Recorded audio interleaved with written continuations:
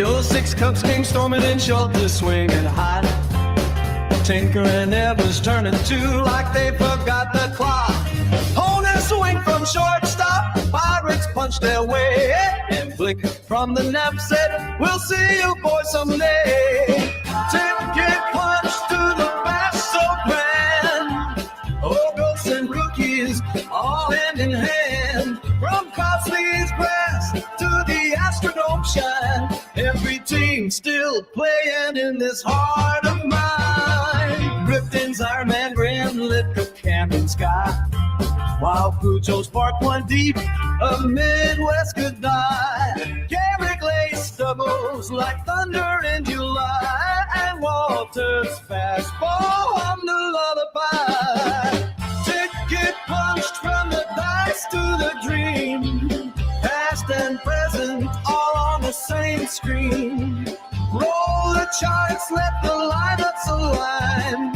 Baseball forever and the bracket's fine.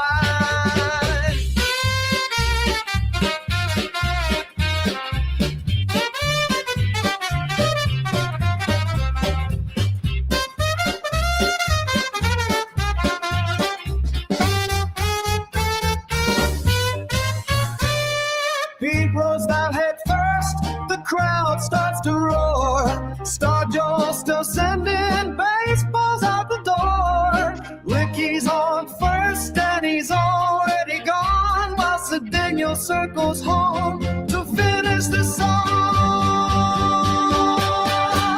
12 teams wait with banners high, their names stitched proud in the Bashville sky. From Cleveland's past to the Bronx's might, the tickets punch, what a beautiful sight. So roll those dice and keep the score. The game ain't over, there's always more. Each click, each pitch, each dream combined. That's the Bash, living on in my mind. All right.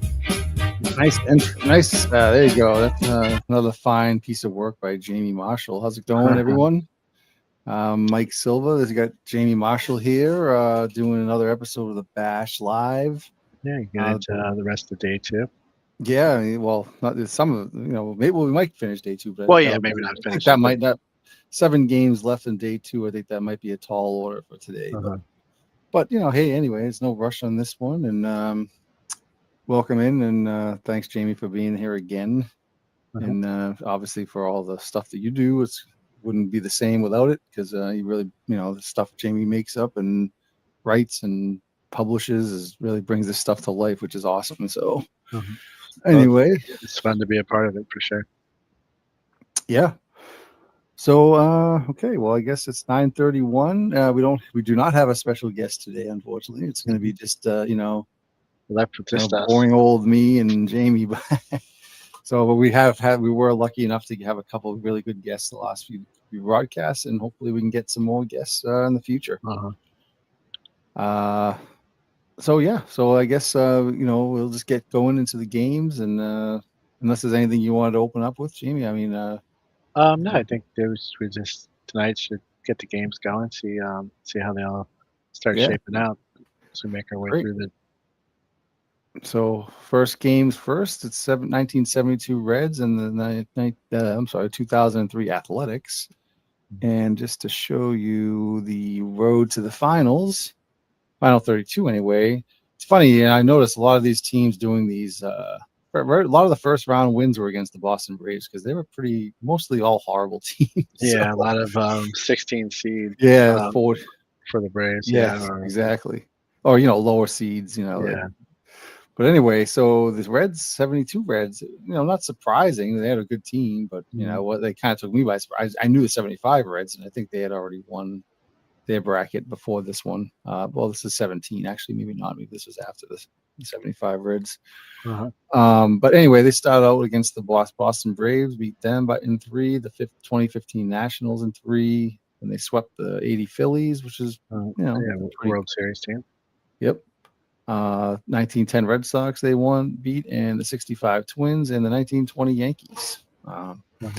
So that was they beat several teams that were in the World Series. And the Oakland A's of 2003, they defeated the 67 Senators to begin with, Actually, every series except for one was a 3-gamer. So 73 Astros, 87 Yankees, 1906 Giants, 94 Phillies, and the 1948 Cleveland Indians. Mm-hmm.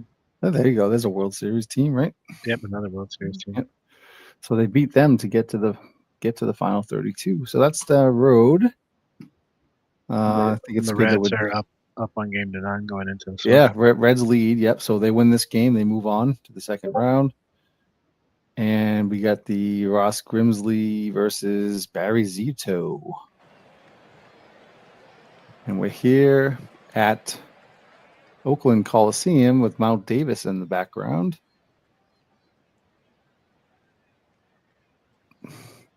This is an OOTP stadium, not one of mine, just to let you know. And here we go, opening pitch. Pete Rose flies out to center field. Hey, Jeff. How's it going? Thanks for dropping by. Full count pitch on the way. And Tolan goes down swinging. Oh, goes down looking, sorry. I'm listening to the broadcast more than I'm watching. There's Tony Perez. And he pops out to center field. All right, and here we go, Eric Burns. Let me bring up these stats. There's a pop up to third. Ross Grimsley pitching. He was 3-1 in the bash with a 2.68 ERA in that bracket. Bracket 17, that was. There's Tejada. Struck him out. Really late on that. Kind of double clutched on the swing. Actually, he had the best ERA of the starters, of the 3 starters that they had. So that's interesting. And this A's team is a very balanced team. So. Yep. But obviously, they have good pitching. Yeah, and I mean, pretty decent lineup too. I mean, definitely no pushover, that's for sure.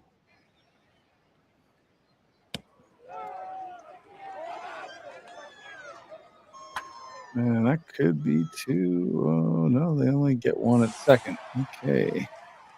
Dennis Menke. Yeah, he's sacrificing with 1 out.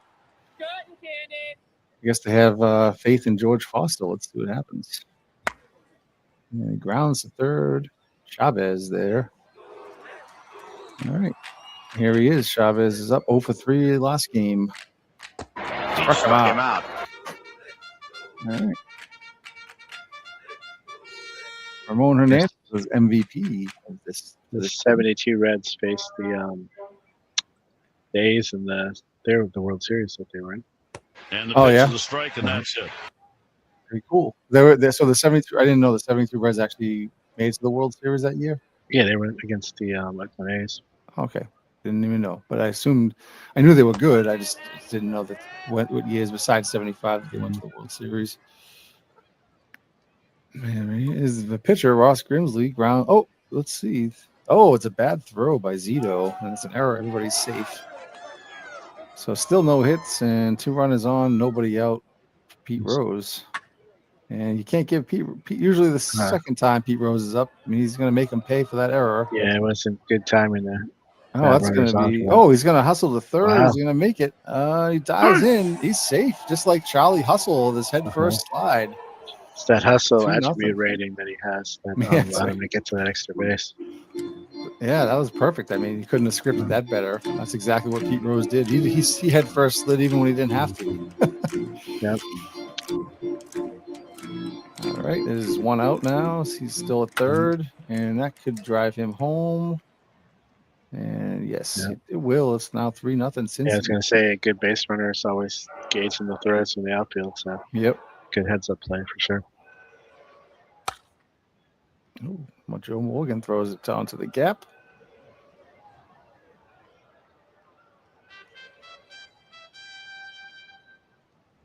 There's a strikeout. So 3 runs for the Reds in the third. Here we go, the bottom half. Ellis. Zito actually, while I know he's not pitching right now, but he had the worst ERA of the 3 during their bracket with a 4.3 ERA. So that wasn't exactly staggering or anything, but there is Zito. He hits it hard to center, but he's right there. Makes the catch. I want to say Barry Zito is the nephew of Patrick Duffy of Dallas fame and other Oh, really? great Yeah. television productions. Interesting. That's a nice little fact there, Jamie. I don't know why I know that. I could be wrong too, but I think it is true. Seems too random not to be true. You know what's funny is, and speaking of random facts, as they go to the bottom of the fourth here, is I was loading up a few. Sometimes in OTP when you load up a save game, and you see the bar across the top, it'll give you like a quote from somebody, or they'll have kind of fact. That's kind of fun. Well, the interesting thing I noticed is that they actually adds facts from that game itself.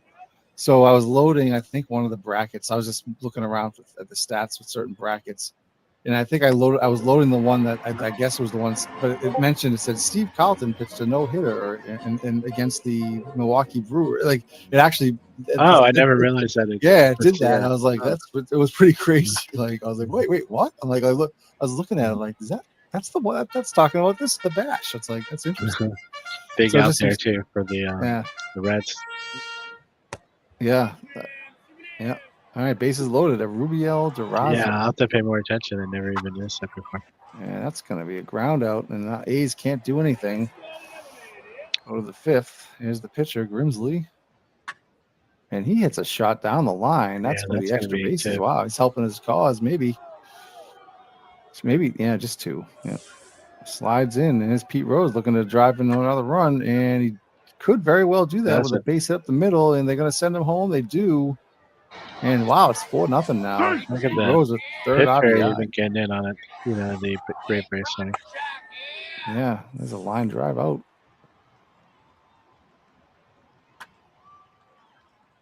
And Chavez with an error too. Wow. That was a bad throw. 2 errors for the A's. Oh, and a walk. Bases loaded now. But Johnny Bench he's dangerous. There it goes, Johnny Bench. It's Dave Lando. There it is. Yeah, I know. Grand slam. Wow, that was that might be too much now for the A's. Oh God, I think so. Anything's possible, but that was a bomb too. That was wow. So it's funny. John Halama comes in now. Big hit of the Halama. But I was going to say, I think the 2 games we did with Braun, I don't think there was one home run hit in either one. So no, there was not. Yeah, that's pretty funny.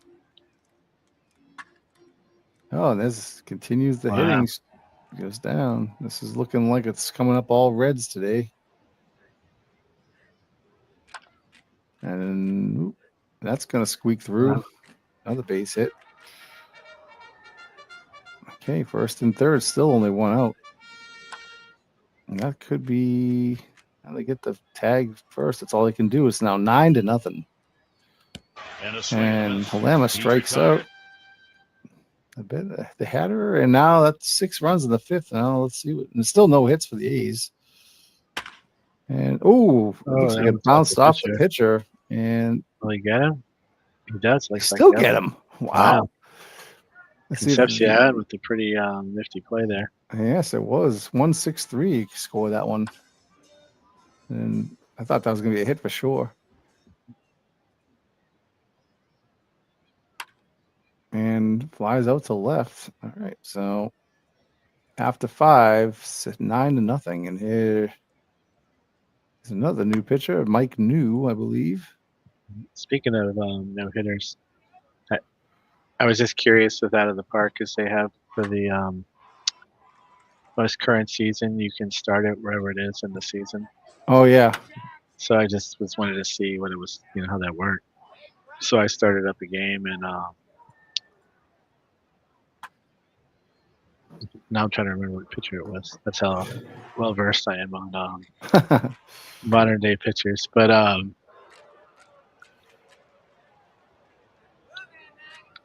the pitcher threw a perfect game until that was started the 6th, but he because it's modern day, he was completely fatigued. Oh no. Yeah, that's rough. So of course he gave up a walk. I let him try to finish it, but I wasn't surprised that he gave up a walk and a hit next. Yeah. All right, it's 10-0 now. We got officially a blowout, and also officially a no-hitter so far. Still, Mhm. until now. Yeah. Well, it takes care of the shutout. Yeah. And yeah, that's a bomb. 419. Oh my gosh! Way back. Where's it going to land? Utah Street. Goodbye, home run. And we got the monstrous fireworks. shot. I figure they got to get the fans their money's worth and just put the fireworks, even with a 10-1 game. You got to get the run of honor. Yeah. All right, 10-1. And the pitch is a strike, and that's it. I'm just gonna kind of blow through these. Swing and foul tip into the mitt. He gets the strikeout. And 1, 2, 3 inning for the A's. That's a rare occurrence in this game. The Reds hitters might want to save some of those hits for the next round. Yeah, exactly.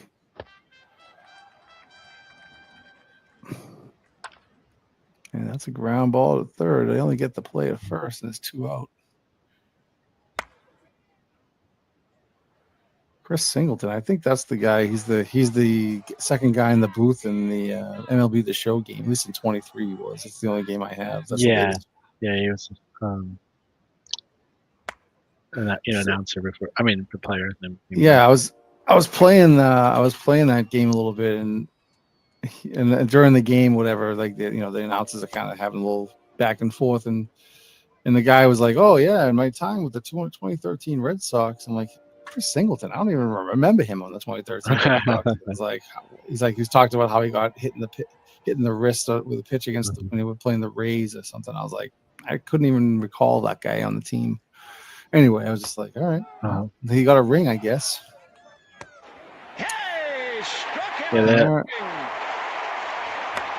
Oh my God, they're still hitting, man. Wow. So much for taking their foot off the gas. I know. 12-1. Here's Concepcion. But it's baseball. There's no running out the clock. Nope. Billy McMillan is up. So far, Jose Guillen's the only hit and run for the A's. It's pretty impressive by Grimsley, who's doing well. But he didn't really need to be on too much tonight with all the run support. All right, we go to the 9th. Line drive out. Who's pitching? Chad Bradford. Oh, knocked down, but not able to play it. It's a single for Pete Rose. Fly out, and Tony Perez. Struck him out. All right, Ed Sprague, not the Ed Sprague who's on Toronto, but Ed Sprague, pitcher. That's funny. And he's trying to get in. Only limit. Let's see if they can limit the A's to 1 hit. Should be pretty amazing in an elimination game. One last out here, Ramon Hernandez, and it's a weak pop up to second, and that's going to do it. The 72 Reds advance. That's always going to be, tough to lose a deciding game. Knocks you out, and to get. I mean, one that comes to mind is, partially because we had been talking to Marshall Garvey, who wrote the book on about the 1985 World Series, but the Royals shellacked the Cardinals pretty good in Game 7. Oh yeah, yep. All right, 72 Reds. Where are they? Here they are. So they sweep the Oakland A's, and the Oakland A's are done. And the Reds await the winner of the 06 Cubs and the 2000 Orioles. And let me just mark these. 72 Reds.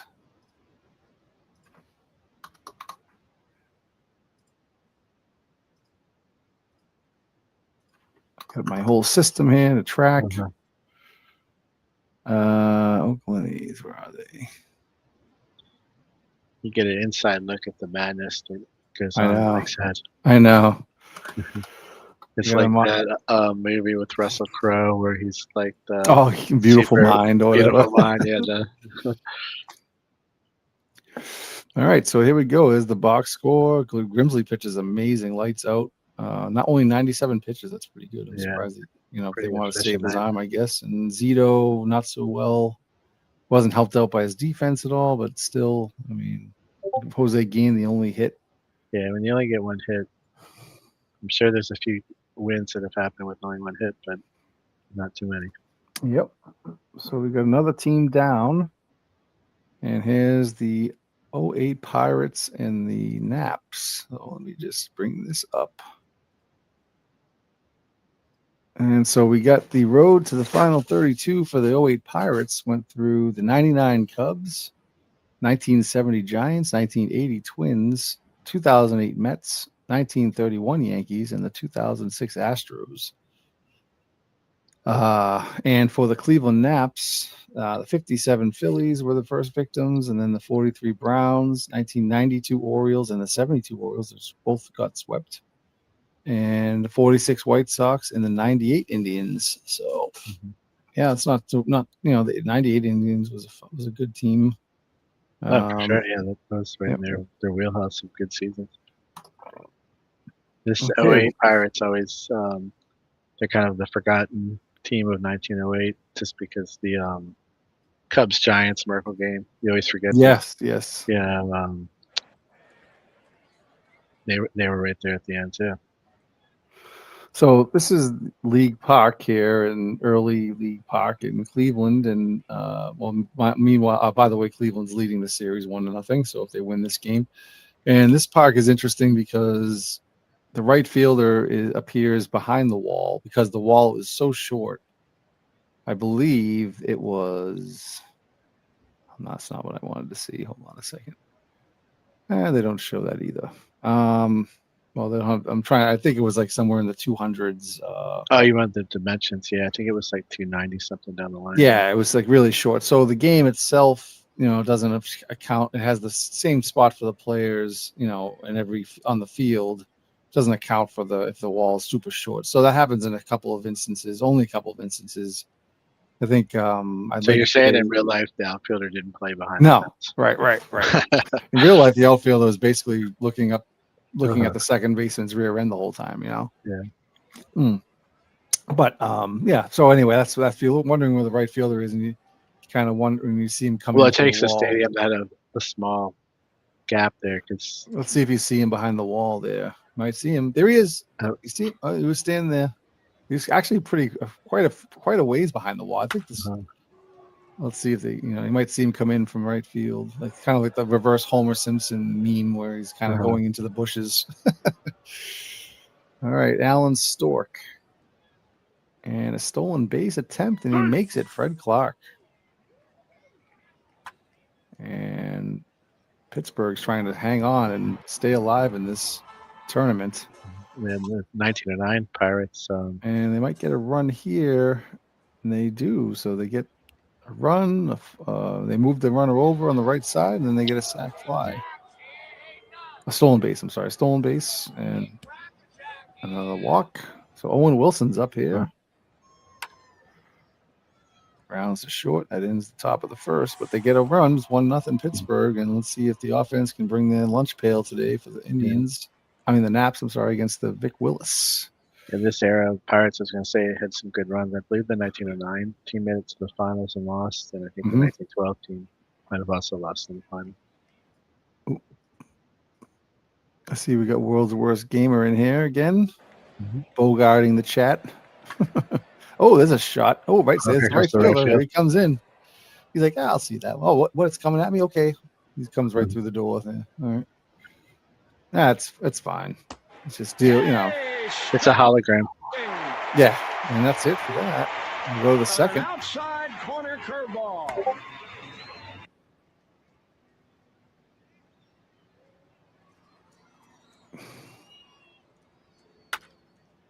Grounded to short. I like these I like these Naps uniforms. I don't know, they're just kind of they're simple, but they like the collar, different color collar, and the hats. kind of, and the Sox are pretty decent. They all go together pretty good. Uh-huh. They kind of remind me of the White Sox a little bit from like the teens and the Black Sox days. It's just like what the I don't know. It's just my opinion. It's a very classic early dead ball era looking uniform for sure. Yep. Charlie Hickman. And he drops that one over the second baseman. Base hit. Elmer Flick. He struck him out. Wow. The Second MVP strikeout. for the Cleveland team in the Yep. bracket winning series. And a line drive. That does it for the bottom of the second. And we go to the third. Fred Clark leading off. Ooh, that's a shot deep, but he's got plenty of room out there. Yeah, That's a nice play at first and throws to the pitcher covering. 2 outs. There's another drive to center field, but it's going to do it. So we that's go the after. thing too, that in the bash, even though it's set in 1980, so we're using the more modern era, but the parks are still the parks. So Yep. once they play here, they're using the more modern ball, but still have to hit it pretty far in a lot of places. Yep.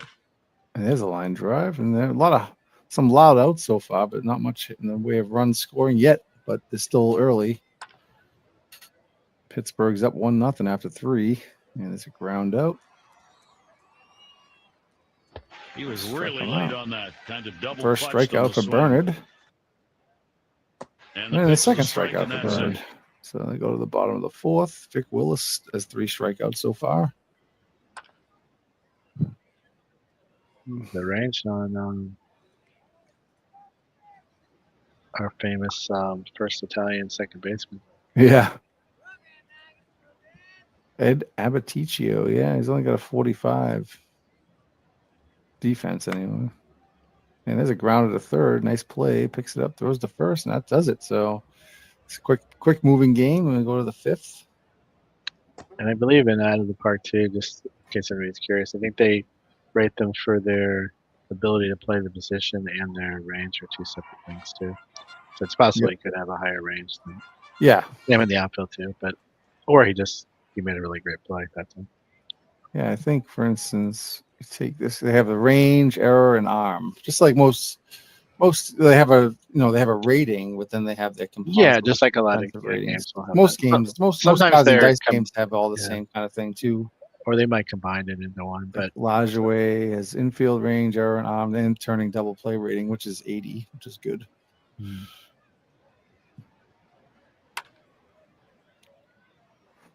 the Out of the Park has to kind of separate it a little bit just because of the whole if you're playing it as like a development kind of game, Yeah. whether you can turn this guy into a second baseman or a third baseman or whatever it might be.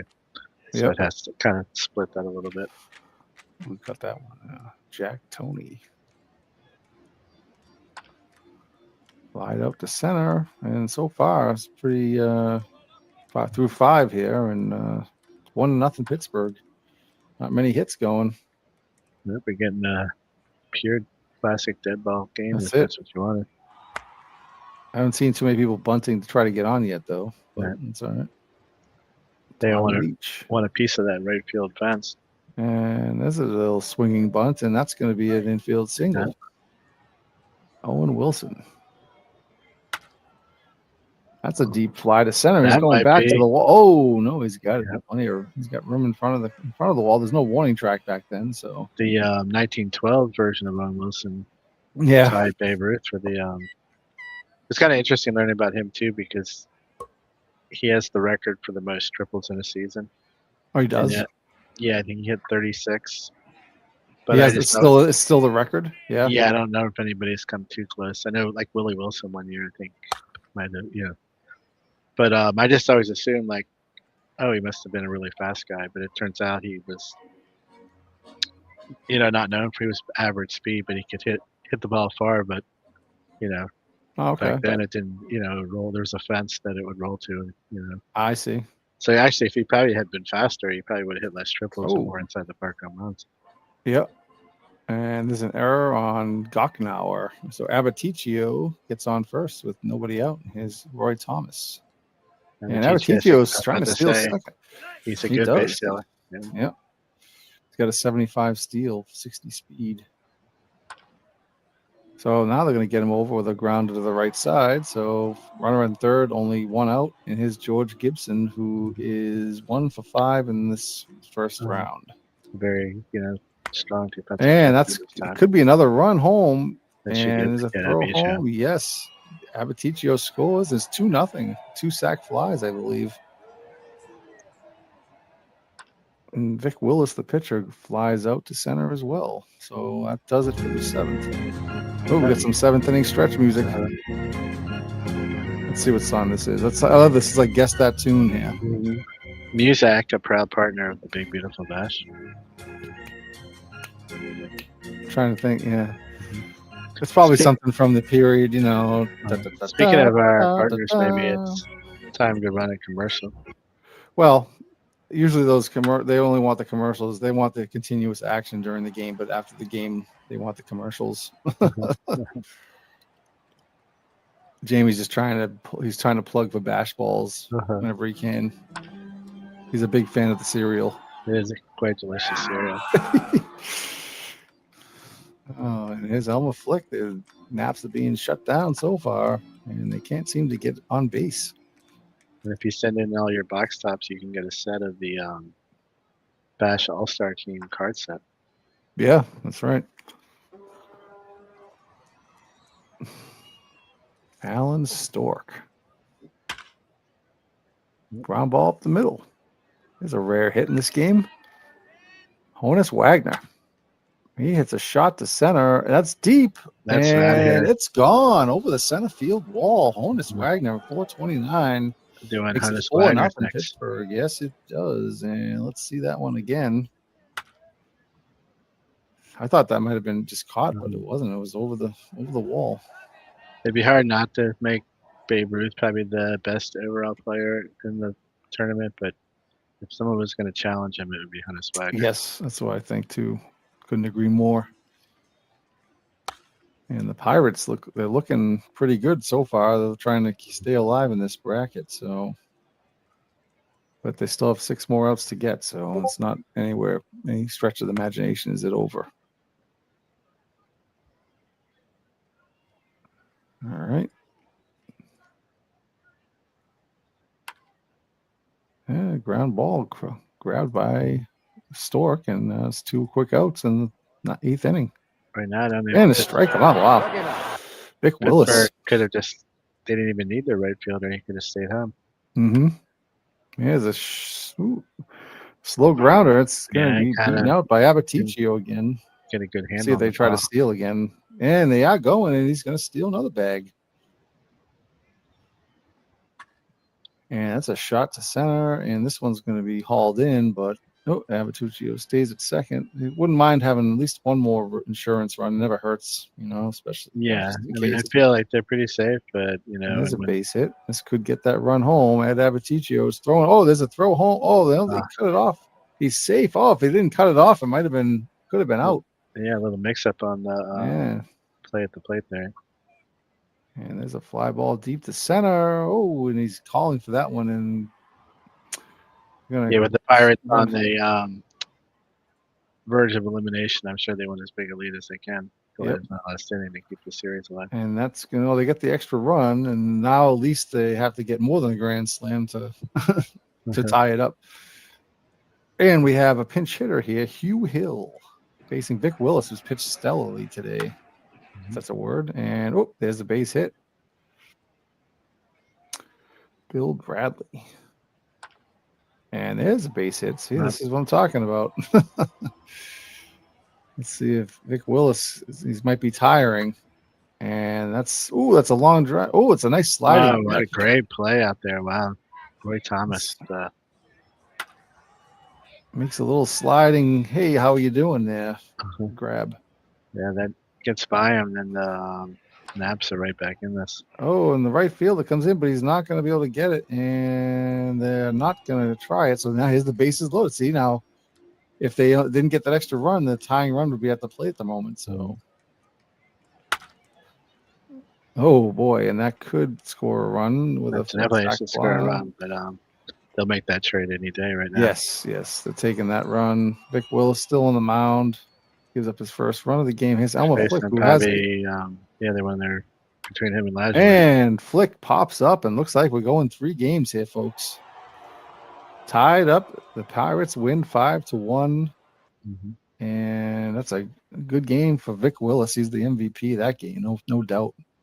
Honus Wagner with a big home run to make some insurance. Not much on the offensive side on either side, really, except for the Honus Wagner play. Wagner's off to a pretty decent start.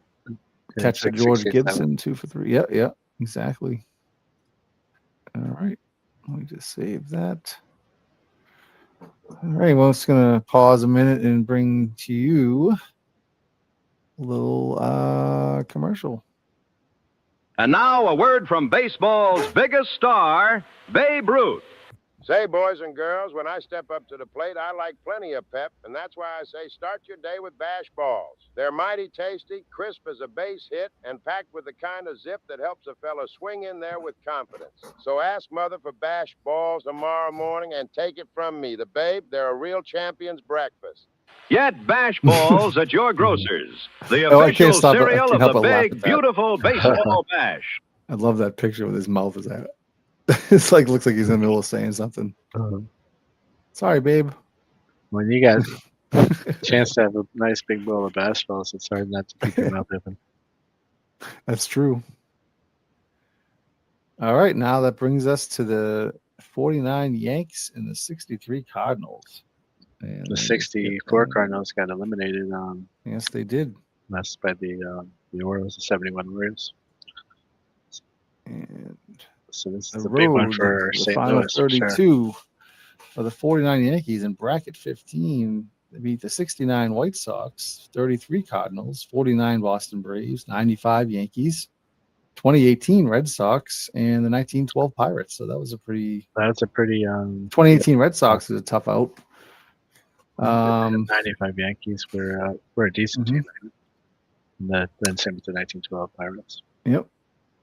Bracket 31 winners, 63 Cardinals. They beat the 28 Senators, the 85 Cubs, 42 Yankees, 85 Reds, the 13 White Sox, and the 2002 Braves.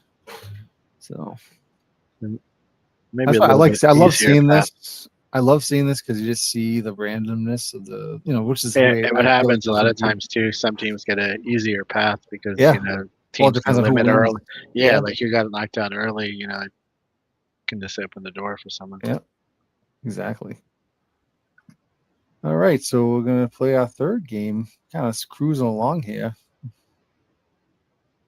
By the way, I just want to mention if Marshall Garvey's listening, his book came today in the mail. I got the book. I read the introduction in the first chapter, basically. So far, it's excellent right now. I didn't get a chance. I was hanging out with my daughter and my wife, so I haven't really had a chance to really.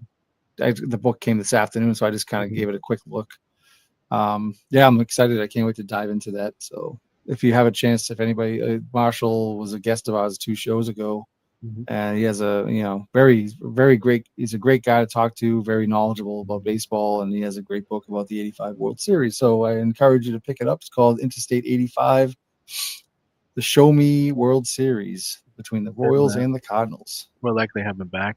He's a great Yeah, I hope so. great guy to talk baseball, talk bash. So Yep. always fun to have him on the show. All right, that brings us to the ball game at hand. The 49 Yankees looking to sweep the Cardinals away, and except for the 2008 Cardinals, I think we're still in it for the moment, unless I could be wrong, but I think they are. They are, yeah. Yeah, so it could get 2/3 of the Cardinals teams out if they lose. So we'll see what happens. We're here at Nice Sportsman's Park again. Is Ernie Broglio against. Do we have the Vic stats Rash? on these 2 pitchers from their? I do, actually. Good. Thanks for asking. Vic Rashi was actually 4-0 in 5 games for the Yankees with a 4.1 ERA. And Ernie Broglio in 5 games was 2-1 with a 3.93. So they're pretty evenly matched. at least by stats wise. But we'll see what happens here. And the interesting thing is if the Cardinals can pull this game out, Game 3 they got Bob Gibson going. The Cardinals, the 6-3 Cardinals, another. We have several examples of teams that made it to the finals or made it all the way into the final 32 that were 90 plus but second place finishers. Yep. It's ground ball to third. 1 out. Oh, and there's a hit batter. Johnny Mize gets hit. You got to say big Johnny Mize. Big Johnny Mize, sorry. And Broglio is a little bit wild to start out. Here comes all reliable. And the Yankees have done a great job of making teams pay for their mistakes, and see if Yogi Berra can do. He's usually one of the guys that does it. So yeah, they and another walk. So here we go. I believe the all-time leader in RBIs for the whole tournament. And there's the third walk of the inning, and it gives a run for the Yankees. I think they're feeling bad about the. No, I thought it was who was the team that beat the 27 Yankees? Oh, who was the team with the pitcher walked 9 guys? Oh, there was the 38 Yankees. 38 Yankees. Sorry, I keep thinking of the 27. It was 38. Lefty I get Gomez, confused with all these. Lefty Gomez, yeah. Mm-hmm. That was crazy. All right. Yeah, take a look at the teams afterwards. That Rangers team led the American League in walks in 1978. So, wow. Oh, there's a shot to deep right center field. Put the Cardinals on the board. That's going to be gone. Dick Rote. Goodbye, home run. See that one go into the bleachers there. Yeah, first row. Way back. Get up. Get up. Get out of here. Gone. Base on balls for Bill White is Ken Boyer. And a balk. So Vic Raschi having his own issues to begin with. And his White just taking second. I'm sure if Jeff Ray's watching, he's really upset that the Yankees might struggle. Yeah. Oh, a caught stealing, and the runner at third stays. Stan the Man Musial up with a runner at third. And there's a drive by Stan Musial to right butt. Oh, it's going to hang in right there. at the wall, Yeah. But they tie up the game on a home run by Dr. Bobby Brown. Oh. Went on to be a president of the American League as well. Oh, nice. Oh, that's him. Okay, yeah, all right. I remember seeing the baseball with Bobby Brown. I'm like, this is like in the 90s when Bobby Brown, the singer, was popular. I'm like, oh, Bobby Brown? I'm like, really? Yeah.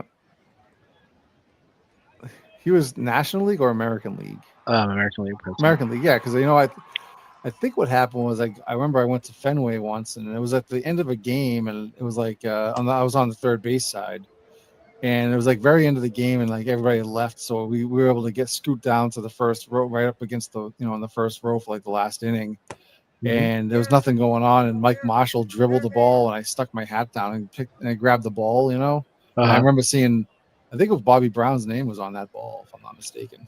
And the pitch is a strike. Could be right. Could be wrong, but I do have a ball. Probably at the right around time frame, I guess. I do have a ball with Bobby Brown's signature on it. So, there's a shot to center field, but that's going to be in there. So, get out of another jam. I think the Yankees left the bases loaded last both innings, so could be wrong on that one. Yeah, the first time I ever took my wife to a baseball game, we were sitting in the upper deck, but kind of behind home plate, but a little bit left home plate. Mm-hmm. And I said, "Yeah, we're not don't worry about getting the ball up here." Yeah. And maybe a couple innings later, it was a Rays game, so of course there was almost nobody around us. The ball comes ricocheting off like 3 chairs and bounces. Oh, really? Like right in front of me. That's great. That's awesome. That's really cool. I remember we always had a ball in my house. My father, he went to a game like '82 or something, and he got caught a ball by Jerry Remy. So he was really late on that. That's cool. I thought when I remember being a kid, I thought that was the coolest thing in the world. Like, ball from the Red Sox. That was the coolest thing. So we're cruising along in most of these games. The first game was a little, was a kind of a blowout. These games have been low hit games. Yeah. Close See how games. this Yeah. one. A swing. Wow, Rick Rashi's on. Foul tip 5 into the walks. He Oh, no, gets the that's strikeout. Broglio. So that does it for them. Broglio is pitching now with 5 walks, 2 strikeouts.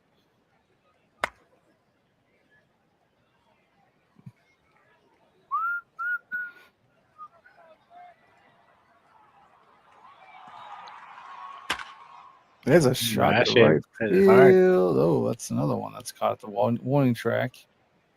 Phil Rizzuto. There's a base hit up the middle.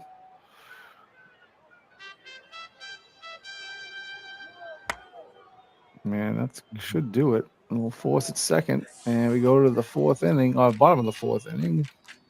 Still 1-1. Here's Bill White, Ken Boyer, and Stan Musial up. Who's a better Bill White. first baseman this Shot time. down. Oh, that's going to curve foul. Okay. I thought that was gone. And there's a base 3-2 pitch was a walk. So is Boyer with the guy at the first. And Boyer lines a drive to left field. Oh, and there we go. Base hit. So first and second for Stan Musial. Hitting 200. So only 1 for 5 so far in the series. And that's a double play ball, but they can only get the play at first. The runners were on the way. So now George Altman's up. Runners first base open with 1 out. And they pitch to him, and he flies out to left. That could be enough to get the run home. They throw it home, and it's going to be offline, and run's going to score. So it's 2-1 Cardinals. George Altman was the MVP of the bracket. That he was, and Julian Javier flies out to right. So yes, Just dawned on me too that Bill White was the former National League president. So we have 2 league presidents going off here. That's interesting. Uh-huh. Yeah. Who's going to be the supreme president when this is over? We'll see. And a 6th walk for Broglio. A line drive. Oh, it's going to double off the guy at first. So that's it to go to the bottom of the 5th. Still 2-1 Cardinals. Tim McCarver's up. Yeah, both Tim McCarvers were very high Yeah, hitters. he hit over The 400. 64 and the 63 Yep, McCarvers. hit over 400 in both bracket. Both those teams. Yep. And another balk. Oh my God! Wow, 2 balks in one game. 2 balks by the same pitcher. Nobody out. 2nd and 3rd. Oh, the infield's in. They can't score them, so they get to play it first. That was a good call. I think a 1988 crew was working today's game, so it could be an issue. Yeah. There's another infield ground ball, so they still can't get a run home. Bill White's up to bat. And there we go. There's a base hit past the first baseman. The 1 run scores. The 2nd run is going to score. And it's now 4-1. Ken Boyer goes deep to right and off the wall, off the screen. And another run's going to score. Boyer's going to 3rd. He's chugging in the throw. He's safe. Triple for Boyer. 5-1 Cardinals. And Stan Musial. Long drive to left. Ooh, thought that had a chance on that. All right, we go to the 6th. It's 5-1. So the Cardinals making their push for a 3rd game. Swing and a miss on Hey, Broglio throws one down the middle. Gene Woodling, one of Dave Landau's favorite players. Yep. Landau.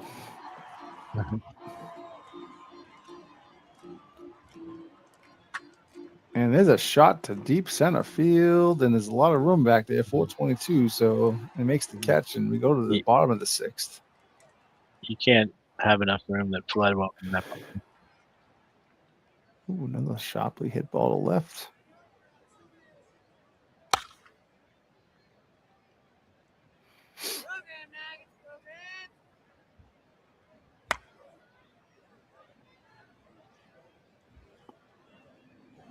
Jerry Coleman related to. What's he talking about, Sean? Well, it's funny. There was a Willis last game. I was talking about Willis. Line drive out.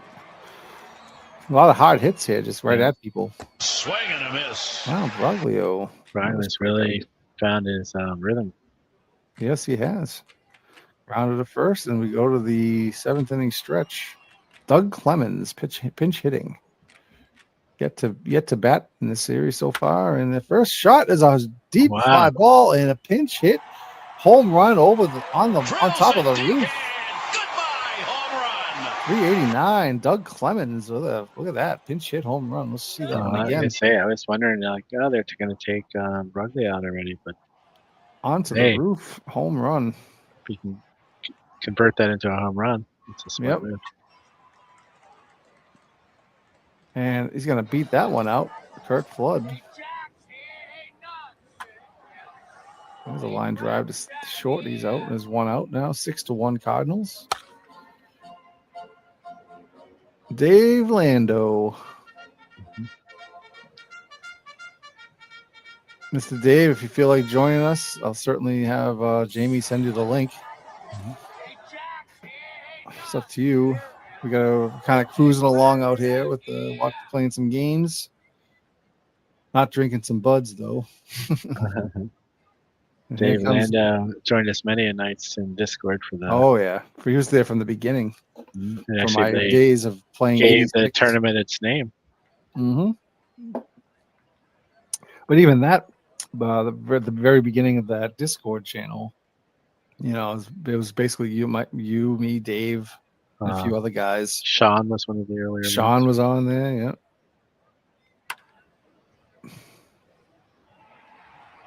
That was back in the it's still there. It's the McGreevy. It's not the Kurtzman. McGreevy was on. Yeah.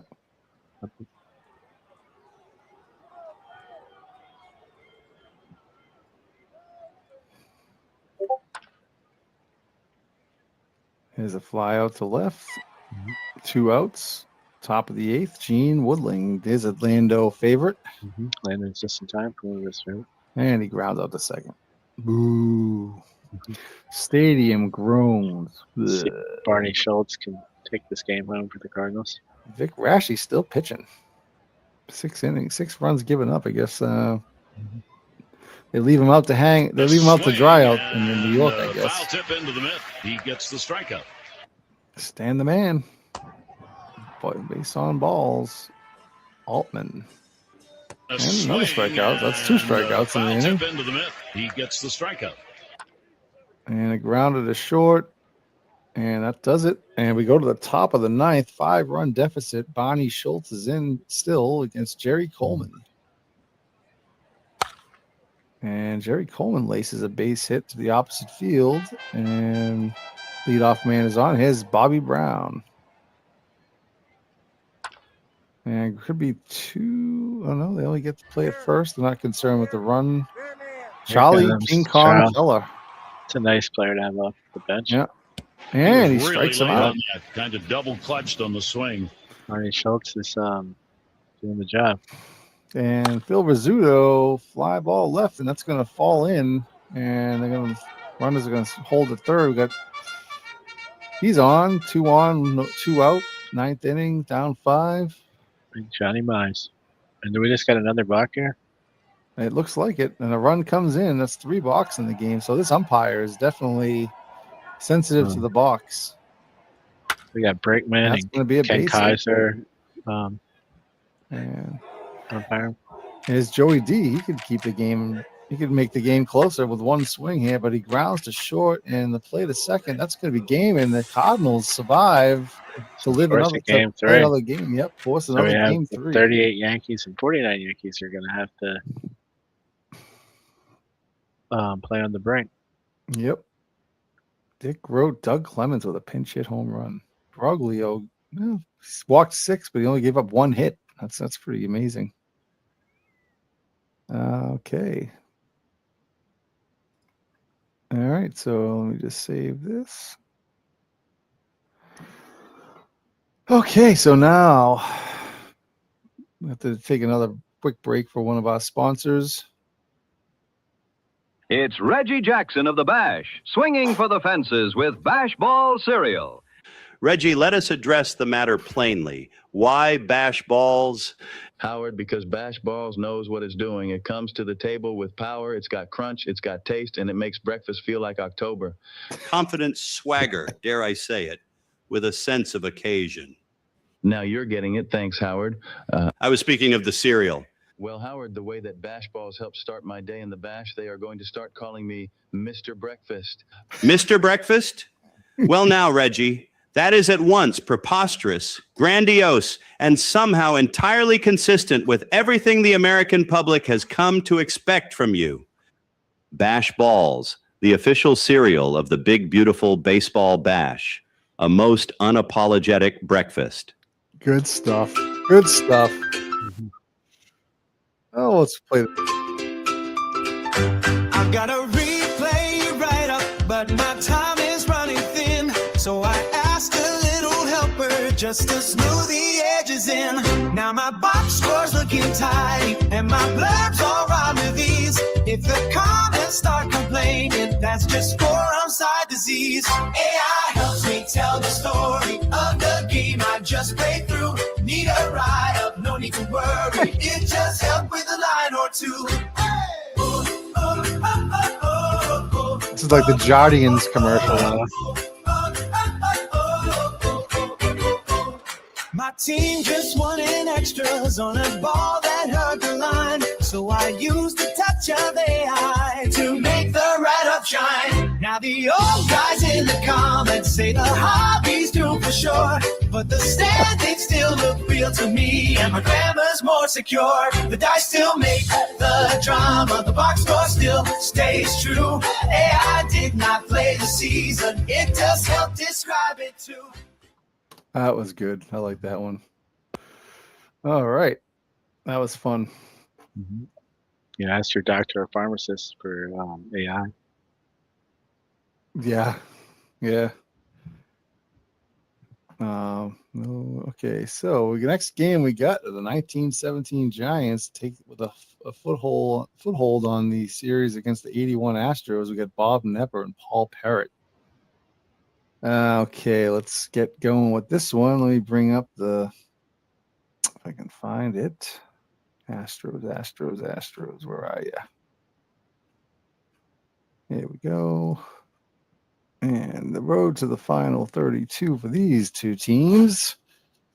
17 Giants went through the Cleveland Indians of 83, the 27 Tigers, 63 Minnesota Twins, 75 Red Sox. So the 17 Giants beat them. 2015 Cubs, which is the year before their World Series 4A, and then the 2014 Braves. So the logo round, Red Sox lost to the 17 Giants. And okay, we'll get through this first. Bracket 12 had the Astros going undefeated the whole way, one of the three teams, and has so far. Oh, they've already lost their first game.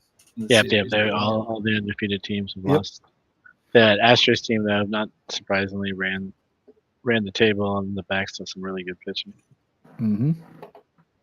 So they beat the 2010 Athletics, the 2013 World Series winning Red Sox, although be it overrated, I think. You know, that was a big surprise. That was like the Boston Strong Red Sox. The marathon bombing, the 2014 Athletics, the 26 St. Louis Cardinals, 2022 Padres. World Series winning Cardinals. Yep. And the 1902 Boston Americans in the final.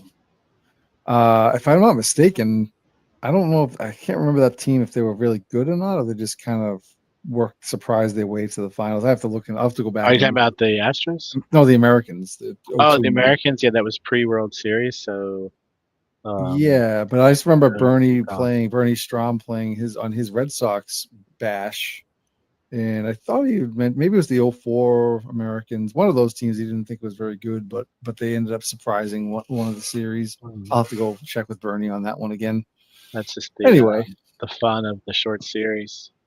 You know, it's always dramatic. So what I wanted to explain to people, in case because I know a few people have asked about it, was the logo round. Like, what's that all about, right? So. The logo round was, we just so what happens is we have these brackets, right?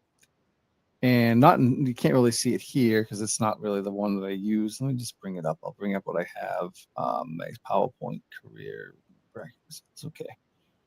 So we have these brackets, and I, generally at the, I have all 32 brackets here, so you can just click on any of these.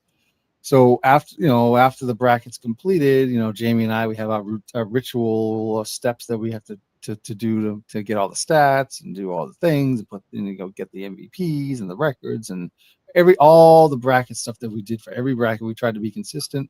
So what we did was, one of the steps was, okay, let me take a copy of the finished bracket, and then I'll add some of the logos, and to make it kind of spiff it up a little bit. Now, as you can see, and I'll zoom in a little bit more here, like this, there's only so far back in the tournament before you can't really fit the logos in because it's just way too small. Yeah, it takes till you get to the final 8.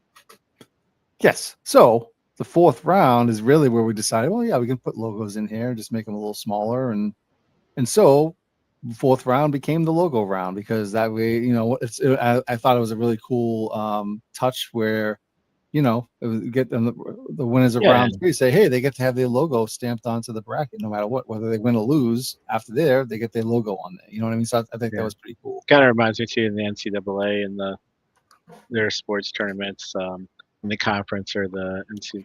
I know, like with my daughter's soccer, but they do it in basketball and their sports. They'll put after you win, they'll put their team name on the big bracket board or whatever. It's always a big moment for that team. And now what I really like to do, and I think Jamie had talked to you about, is I'd like to eventually put all these brackets together into one big bracket.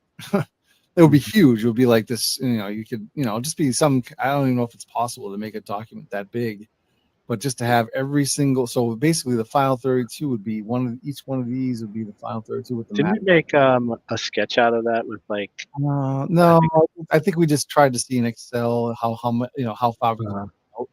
I don't even know if we could zoom out far enough to even have it. Yeah, we'll need a basketball court to lay it all out. Yeah, exactly. It's like the AIDS quilt or something. It's like that thing that's like stretch across like the Washington Monument or the mall there in Washington. Anyway, not really. That's a bad example, I guess. But I just can tell I'm a child of the '80s. So anyway, it would be cool though to have just have something, even if it's on digital, just to have like a huge breakdown, and even have the preliminary rounds on either end, kind of like the play-in rounds in the NCAA tournament, that kind of thing. It would be cool. Anyway, we'll see, to be determined on that. We'll see what happens. It's definitely going to be after the fact, but we might be able to get that together at some point. So that's the explanation of the logo round. I just wanted to bring that up. I thought that'd be worth sharing for people if anybody watches this and they're curious. All right, so here we go. The Bob Knepper, Paul Parrott matchup here. Let me see if any big surprises. No, Terry Cool. Okay. I was gonna say too about the size of the brackets if we laid them all out. Also that we played over 5,500 games. I don't remember the exact number, ballpark, but if it would take 33 seasons of a team playing 162 games to reach that number. Oh man, wow, that's amazing. So so before we start the game, I see MV's here. MV, we want to check your DMs. I think Jamie's going to send you something. Why don't you come in and join us? We could make this the international broadcast. Yeah, I'd love to have MV on here. That'd be great. We're going to play a little 1917 Giants and 1981 Astros. You want to come on for a few minutes? Mm-hmm. We're not going to keep you here by gunpoint or anything, so you can take off whenever you feel like it. This is just a chill out session, and I'd love to have you on here if you want. Yeah, even though MV lives in the UK, he stays with American time. That's how dedicated he is to baseball. Yeah, probably to his detriment sleep-wise. His sleep schedule, but he definitely sticks around with us because he's in all the leagues on the Discord, and he really loves like the American sports and stuff, and it's great, and he's a great guy too. So that also helps that he's fun to hang out with and fun to talk to. So, and so it is really nice that hopefully he gets on here to get his unique European perspective of these games, and a lot of times it's very refreshing. He's in bed. Okay, well. All right, MV. No problem. Maybe another time. So, all right, here we go. We're going to start with Bob Nepper against Benny. MV's right in time because Benny Koff Yeah, is one so of his this favorite was players. in the draft Right, baseball league we're in. Benny Koff was a star on one of MV's teams. Yep. And they have these beautiful, fine-looking Astro uniforms. And we got a ground ball. Oh, he's safe for the base hit. Leadoff. Benny Koff Koff. was a big star in the Federal League. He got the nickname the Ty Cobb in the Federal League. He steals second base. All right, George Burns. And that could be a base hit to score Benny Koff, and he does. And okay. 1-0 early lead. In the Federal League, they are not in the bash, just in case anybody's wondering. Yeah, no, we're not doing that. We didn't feel, despite their given major league status, we didn't really feel like they're up to.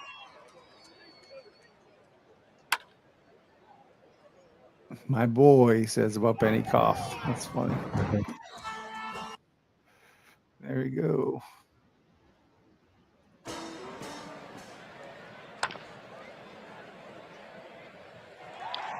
Also, I'm not sure if even the Federal League's even in the park. That's a good point too. I think it might be, but I could be wrong. Honestly, I haven't played those. I don't really play those years typically, so maybe you might have the option to put them in there. But yeah, maybe someone might have made them. And he missed. Struck him out. Yeah, the Federal League, and then it would have been great to have a lot of the great Negro League players in it too, but to try to do the MLE conversions and then send it through it was just too much outside the box to make it work for the game. So maybe one day a side project between the great bash teams versus the Negro League teams. Yep. Walter Hulk. I love Walter.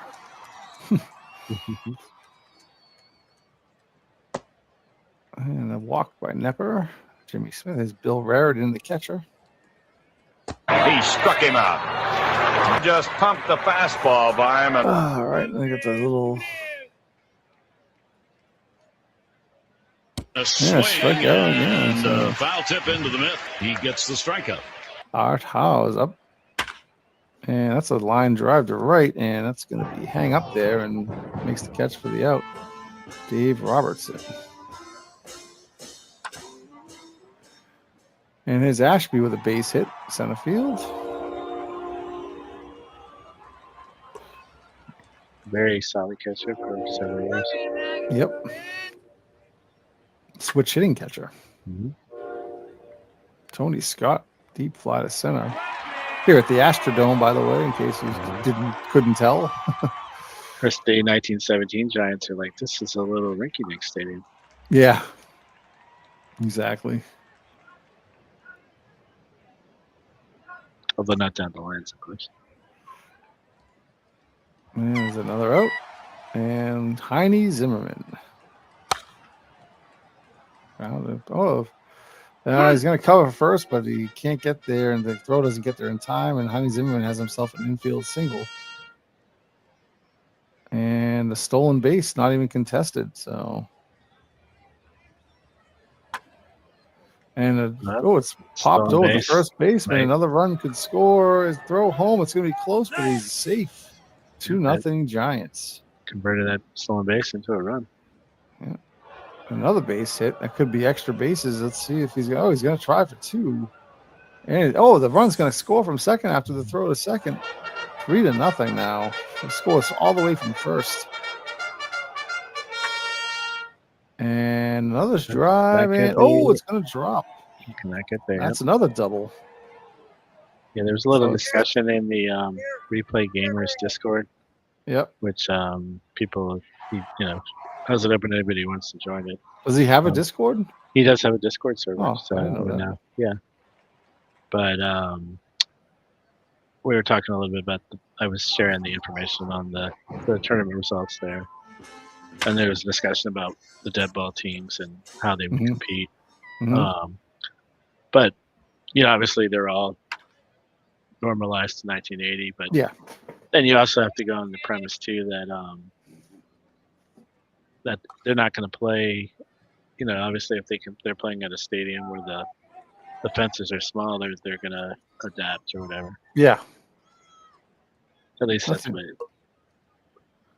how active is his Discord? Is it pretty active, or is it? It's fairly new, but Oh, yeah. okay. I mean, you know, obviously, it's Yeah. main focus is for his channel, but he has a section where people talk about their replays, and it's a fun place to pop in. You know, and That's cool. obviously, Yeah, I'll have to I'm a look big for fan it. of his channel. You know. Yep. I just saw a video of his. He was doing an unboxing today, and there's a base hit, and another run's going to come in to score. It's 5-0 Giants now. He definitely branched out as a channel when you start doing the unboxing. Yeah, I know, right? You know, from the replay room. Yeah, he was doing an unboxing. He bought some. Let's see, what was it? Some ASG stuff. He bought. So people should tune in next Bash episode for our unboxing. Yeah. Oh, there's a drive to left Wow, side field, and that's Cesar Cedeno goes yard. So it's now 5-1. Oh, my Lord! Goodbye, home run! All right, Another one of the MVPs that's carrying over to having a good series, but going to need a lot more of that to get back into this game. Well, I mean, looking at this Astros lineup, it's not. It doesn't really blow you away, you know. Yeah, but they just had a way. Pitchers was good, yeah. And Yeah. But I mean, Art Howe and these guys not crazy good, compared to some of these other teams. But it's really all about the pitching and giving up 5 runs here. I was going to say offensively, they had a way to like nickel and dime you there to beat you. Yeah, I mean, giving up 5 runs and this is not going to help the Definitely Astros not win. part of the playbook for a team like the Astros wants to be down 5 runs. I don't have much confidence that they're going to come back, but you never know. I mean, stranger things have happened. There's a base hit. Walter Hoke. And another stolen base. And stealing bases at will on Never. I don't recall the year. It might have been 1912. I'm not sure, but one of those dead ball John McGraw Giants teams, I think, at least has the record for the most stolen bases. Oh, yeah? In the history of baseball, yeah. There's another hit. And the run's coming home, and it's going to score. So it's 6-1. They get that run from the home run back. Yeah, not a great throw by Tony Scott. No. Man, there's a fly out to center. It's not looking good, folks. Halfway through the game, and they're down by 5. Yep. And they grounded a third. If you were waiting for game 3 to go back to the Polo Grounds, you should have bought your tickets for game 1. That's looking This might be the only time you're seeing these beautiful striped jerseys, the Tequila Sunrise jerseys. All right. And there's a drive to the right field line, and that's rattling around the corner. Makes the play, but it's a double for George Burns. Oh God, book 2. There's a strikeout. Nepper's still in there. Yep, no sequel for the Astros. It doesn't look like it. No. All right. Still they got four more. Yeah, times it's at that, but they got to stop putting together a few runs here and there. Oh, there they go. And I think he's been an unfortunate victim of a pitch to the head that definitely derailed his career, which could be promising. And it's Cedeno with another RBI. He's like the only one coming up with hits here, as he did so in the bracket before. So Cesar Cedeno, who may or may not be a murderer. Why do you say that? He, under very suspicious circumstances, got out of in the Dominican Republic, where he's from. Was accused of killing someone. And there's a hit batter. I'm not saying he did or didn't. I'm just saying that people weren't totally convinced by the ball is in for a strike. Struck him out. Another stolen base. All right.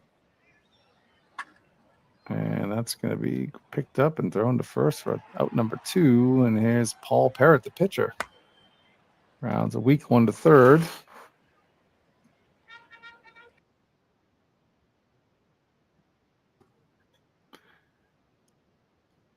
Okay, and here we go.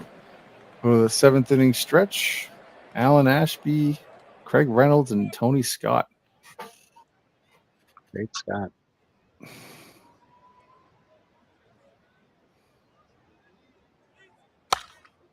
There's a base hit. Cotton candy.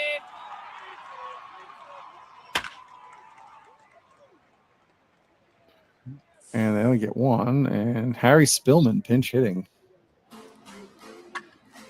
And he grounds a second. And that's it for that inning. So the 7th is done. Bobby Sproul is coming in. That's a new name for me. I want to say, was he the pitcher that they 78 Red Sox surprisingly used late in the September? I don't know. Bernie would know that one. Yeah, someone. There's always a thing like Bill Lee and Don Zimmer were not seeing eye to eye, and Oh, okay. Cotton candy.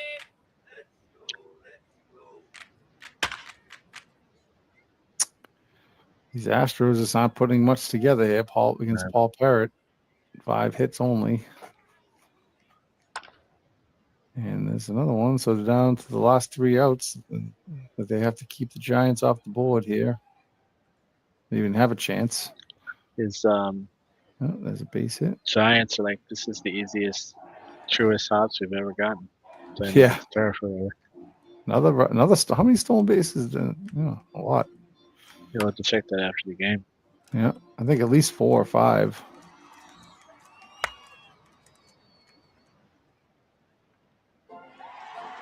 And Jimmy Smith, good wide receiver, is Bill Raritan, and that's gonna do it. So they get all right, 4 runs to go. Well, they've had bigger runs than the 9th. Obviously, but there were 5,000 games, so that was going to happen. But And there's a good start right there, Jose Cruz. Art Howe comes to the plate and is only hitting 143 in this series. And draw. That could be. Oh, they can't get 2. There's Alan Ashby. They need hits, and that's not a hit. It's a fly out to center. Craig Reynolds, the last chance. He walks him. Here we go with Tony Scott. Tony Scott. And that's it. The Giants move on. So the Astros have felled in the first round. And we had 5 stolen bases. Walter Hoke had 2. We had Koff, Zimmerman, and Robertson. Yeah. So Cedeno 3 for 4, the only guy with multiple hits on the Astros. That Had a we home picked run. up right where he left off, but unfortunately, that'll be That's the end it. of the round. Yeah. Okay. So let me save that. All right. And we can do another one.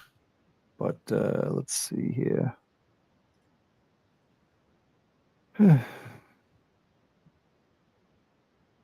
What should I do? Hello there, everybody. This is Mel Allen here with Ted Williams. Ted, what makes bash balls your kind of cereal? Mel, I like bash balls because they've got taste, plenty of crunch, and they start a fellow off right. When you take your work seriously, breakfast ought to mean something too. How about that? Ted Williams says bash balls are a real champion's breakfast. You bet they are, Mel. A good hitter looks for the right pitch, and a smart family looks for the right cereal. So step up tomorrow morning and pour out a bowl of bash balls.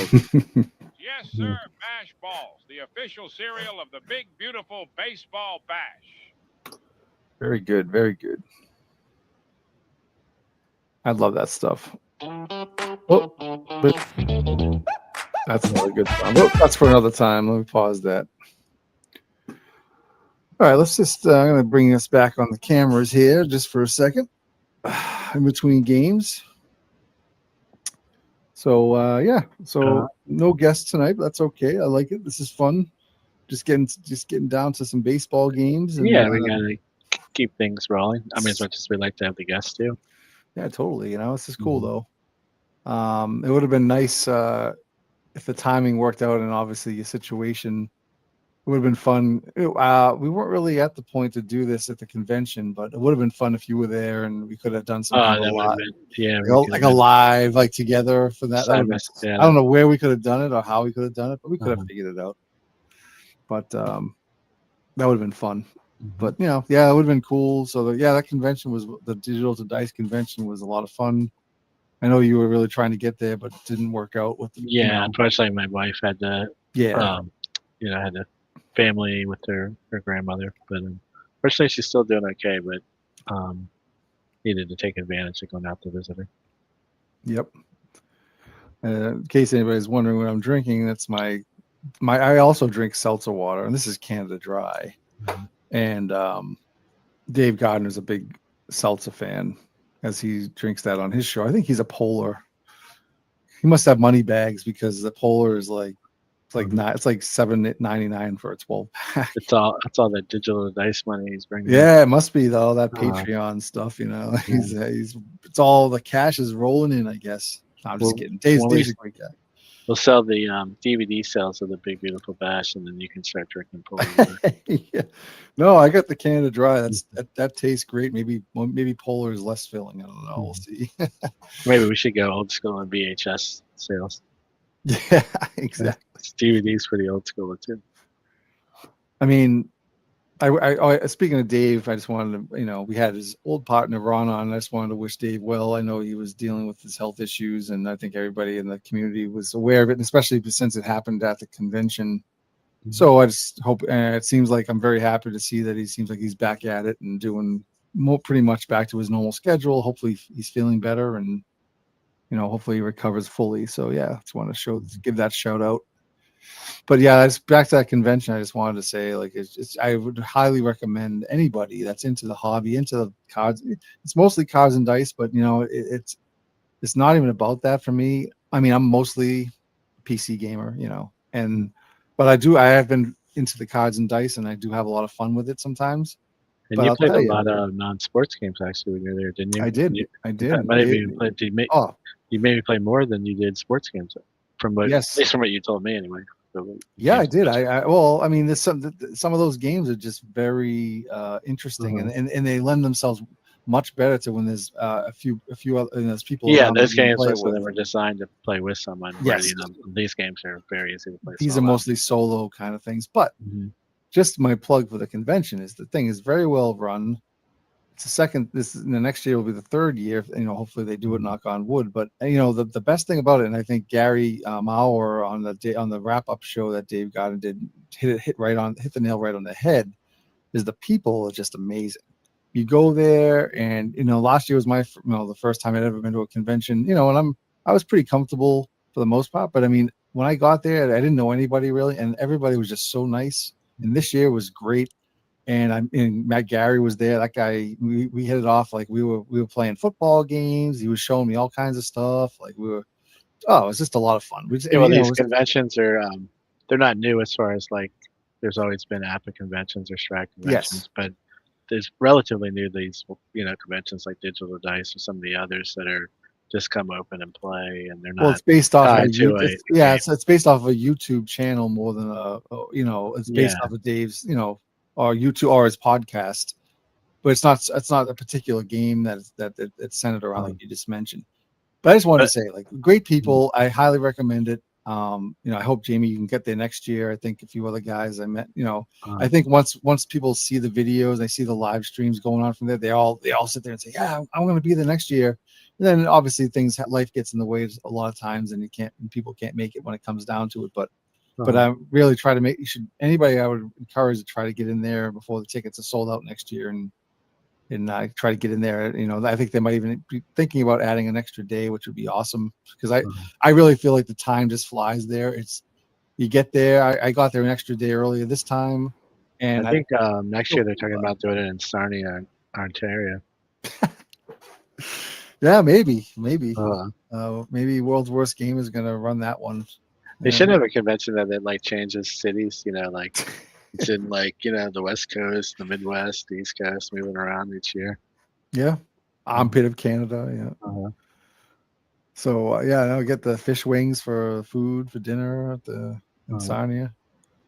But anyway, so I just wanted. That's just my little spiel. I wanted to talk about. I had a great time at that thing, and and honestly, if you really want to meet other gamers of this hobby and really just be able to have a great conversations and also play a few games here and there, it's great. I mean, it's just a great time. I mean, for me, from as a gamer, that's like a great vacation for me. Just a few days of 2 or 3 days of just hanging out with guys and talk. I mean, I just wanted to say, like, I would get up in the morning. I got up early in the morning, go out for a little walk or something.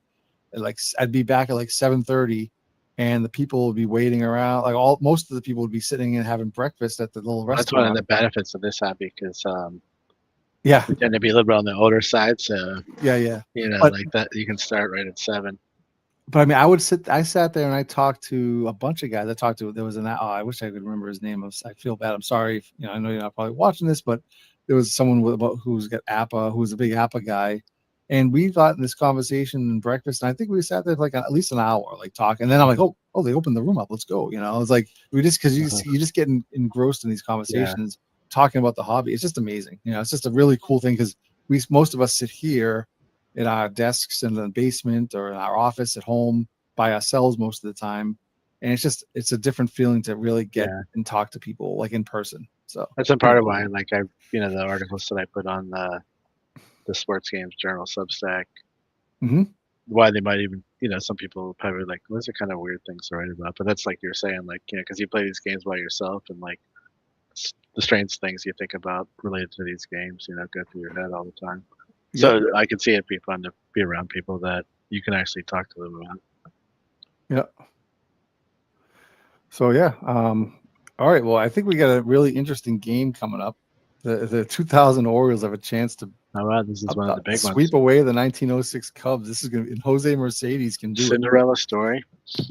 All right, let's get back to the full screen. Get my ugly mug off the screen.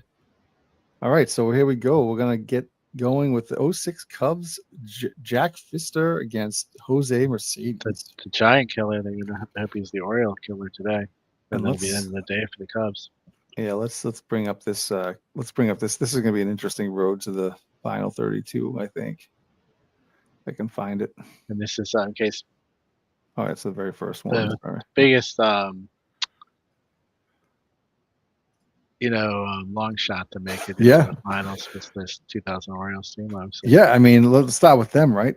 So the first thing you notice is there's an extra row here because the Orioles are the only team in the final 32 to actually have to play in the second round of the preliminary games because they were that bad. So they were in the first like 900 or so teams. So technically, they have the most wins of any team. They do. And for some reason, Cleve is. 1 second. There we go. With the magic there. Yeah, I don't know what happened. I must have got so excited I forgot to type in the rest of it. So anyway, they beat the 2007 Tampa Bay Devil Rays in the first round. In the second round of the preliminary, those are only one and dones in those rounds. 87 Tigers, that's a big team that they that was a team that a lot of teams might have picked to go far. A lot of people. 83 Pirates, the 73 Orioles, 95 Mets, 1914 Cubs, and they had to beat the 2001 Indians to win that bracket. That was amazing. And for the 06 Cubs, who are the number one team overall in the tournament by record. Yeah, out of all the 2000s. Yeah. I was going to say 2,676 teams, and they were number one seed out of That's all right. the teams. And now they're down 0-1 to the Orioles. So they beat the 28 Phillies, 31. The 28 Phillies were also because of because they were the number one seed. The 28 Phillies were actually the worst team after the two preliminary rounds to be left. The worst team that made it into the bracket phase. Yeah. So that's why they played the Cubs in the first round. So the 31 Robins, 96 Marlins, 73 Dodgers, 67 Tigers, and the 74 Pirates to win. And you can see everyone except for the final was a 3-game series. So this Cubs team used to be playing with their back against the wall, so they're going to have to do it again today. Yeah. Okay. Well, we're going to be at Camden Yards. You got Jose Mercedes pitching for Baltimore. Yes, we do. I want to say, obviously Messina was, pretty good, but I think it was Sidney Ponzon, their third starter, that really made a big difference for them. Yeah, Messina was 5-1 with a 2.4. Mercedes was 3-3 with a 3.92. That's, compared to the other two guys on the rotation, he kept them in it. He was good. But Sidney Ponzon was 3-0 with a 2.32. So his numbers were actually better than Messina's, but by a little. But so. But the Cubs they're not really. Jack Pfister was 3-2 with a 4.03 ERA. So. If they get to rule back in Game 3, then he was probably one of their best. That's going to be a good pitching match. Yeah, he was 4-0 with a 2.57. So they got to there's first things first. They got Chris Richard at first base, who was the batting average, the bracket record leader for. Yeah, for a single bracket, he had the highest batting average. Yes, he did. Here we go. Jose Mercedes versus Jack Pfister, and this is for the Cubs to stay in the tournament. And line drive. But again, I want to go out on a limb, but I'm going to say this is the first time these two teams have ever played in a baseball hobby game in it. Frank Chance. We're already submitting this to the Guinness Book of World Records. And that gets to the Mercedes gets out of the first inning. No score, and here comes Jack Pfister. That's a deep shot. Oh, it gets over there. Nice. Jimmy Slagle. I thought that was going to the gap. Melvin Moore is up. And that's going to be a base hit, right field. So they get the number 2 hitter on Albert Bell. And he hits it to center field. Base a little hit. jam shot. And Moore goes to third, and it's going to be safe. So first and third, Brooke Fordyce batting cleanup.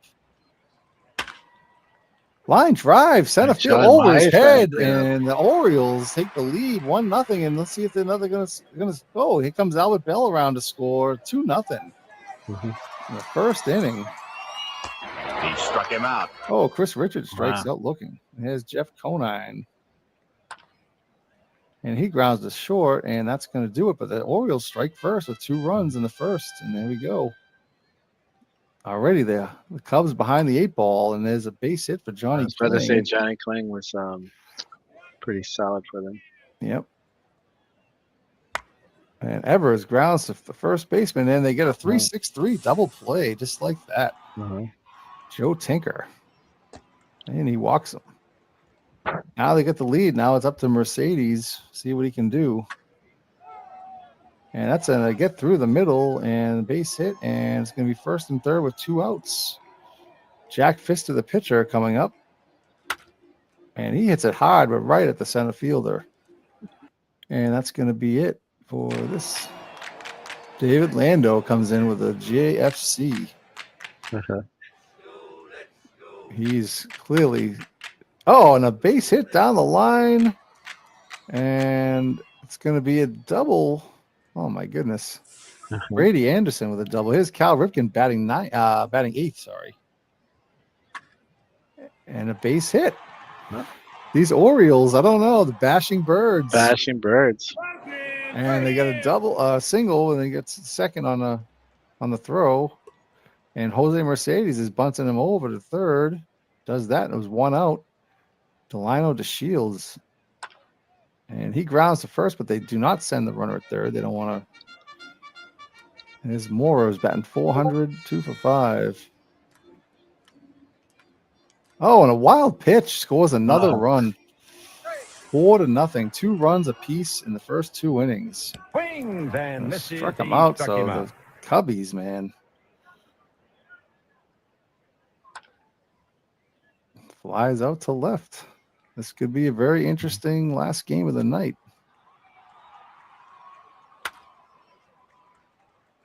ground out.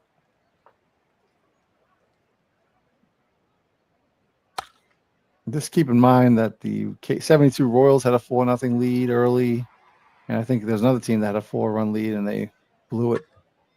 But these Orioles, man, they're hitting the ball. Horace, yeah, they're not relenting on Brooke base Fordyce had a knocks. big hit and another big hit. Brooke Hit a Fordyce. big clutch home run for them in one of their And series. another too. first and third situation. No out. This is Chris Richard.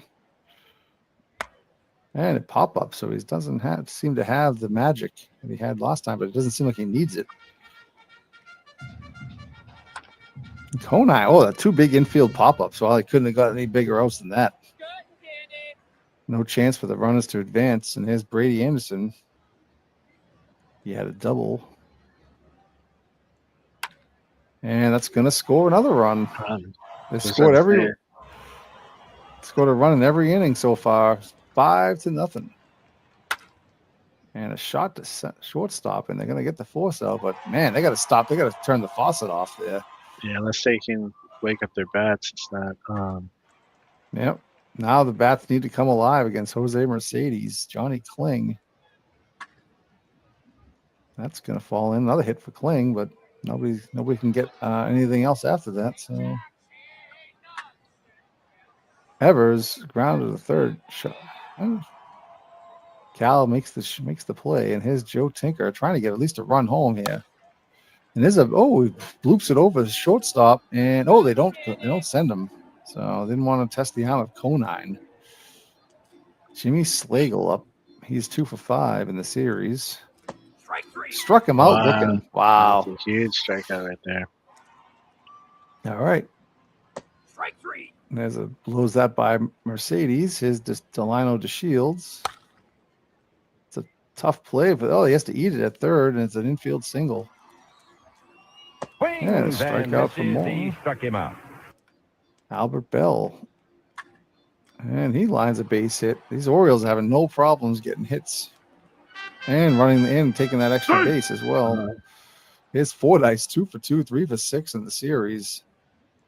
And they cut down Albert Bell trying to steal second. Must have been a hit and run or something. I don't know, but yeah, that was an odd time to send him. And here's the pitcher, Jack Fister, still up. They're still letting him up there. And he grounds to the pitcher and weakly, and there's one out. Jimmy Sheckard. Man, Mercedes just doing the job so far. There's a drive, and it's going to get to the wall, and it's going to be 2 bases. Harry Steinfeld with 2 outs. Seem to get a lot of hits, but always with 2 outs. And a line drive out. So after 4.5, it's 5-0. Fordyce walks. Chris Richard flies out to left. And another fly out to left. Konine is Brady Anderson. Rounded to short. Hey, one scoreless inning finally. Well, they already had. That's the second scoreless inning, but now the bats have to wake up. 4 more innings. Right, Schulte, the MVP in 2 different Cup Series. That's right. There's a shot to center. That's going to be lined up though. Brady Anderson's there. There's a shot to the gap. Brady Anderson's ranging over to make that play as well. Oh man, 1, 2, 3 inning. Jose Mercedes just Brady Anderson.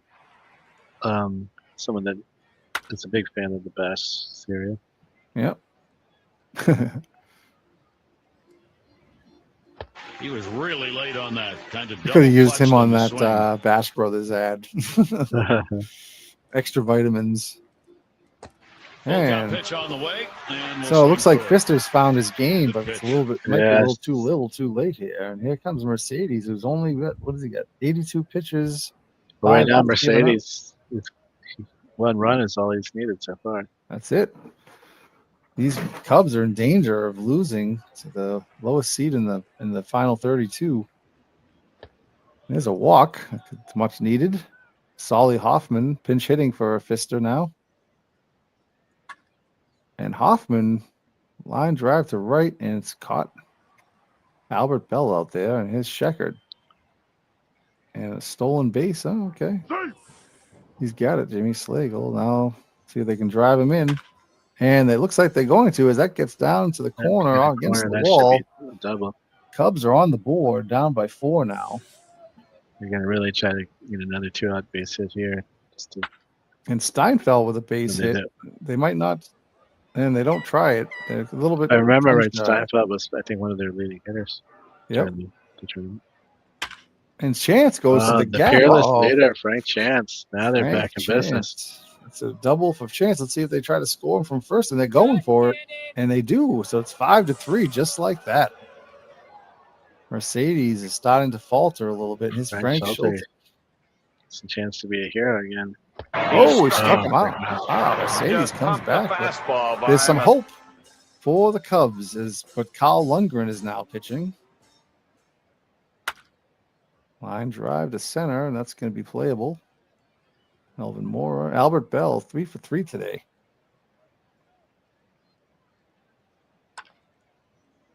And that's not going to be. It's now grounded to second. It's taken care of. Fordyce is 2 for 2 with a walk.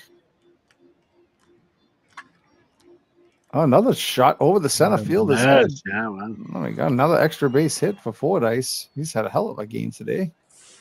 Fordyce is the full-time catcher because they traded Charles Johnson. Chris Richard has a chance to get some more insurance here. He's 0 for 3. He's only 1 for 7 in the series, but he does not do it. He seems to have hit a wall in this bracket. Yeah, I think he used up one of his hits already. So now we go to the top of the 8th, only down 2 now. The Cubs against Jose Mercedes still in there.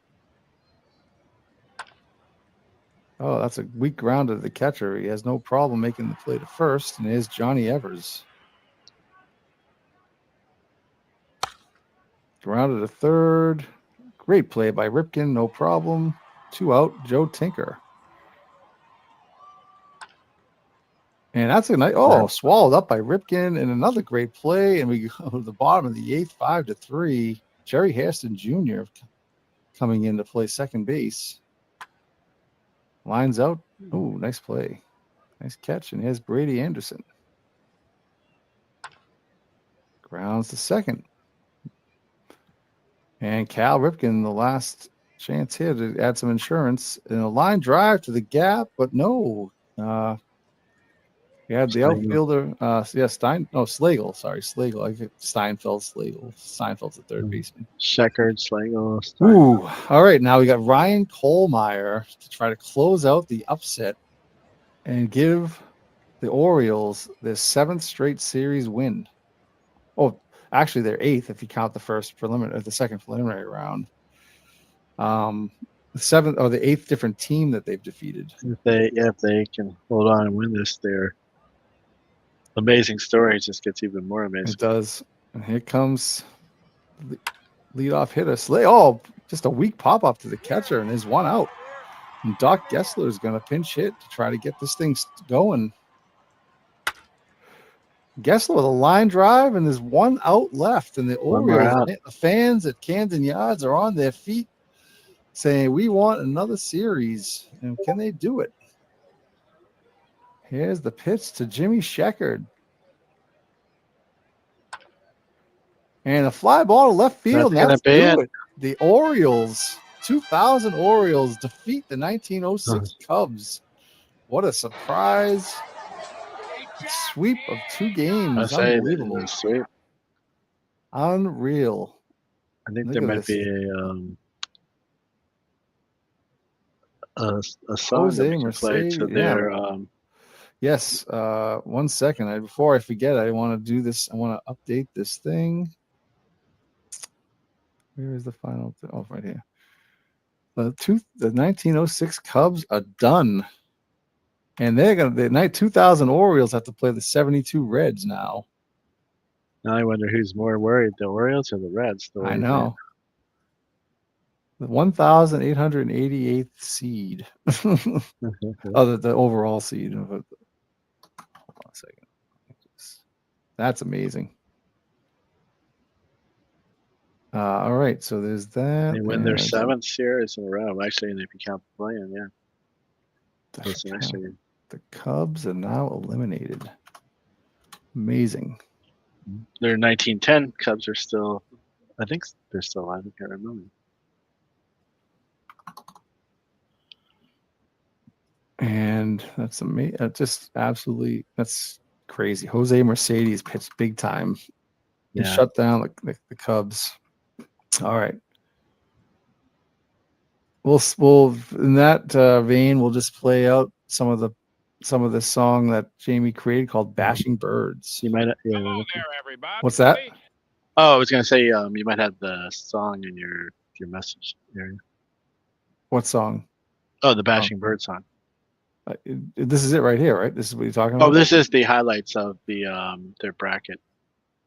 Well, I don't know. Oh, okay. Well, yeah, I don't have it. I don't have the other one queued up. Yeah, I sent you in a DM, but I don't know if you can share it or not. Play it. Well, let's see. I don't want to share all my DMs on the. Oh, here we go.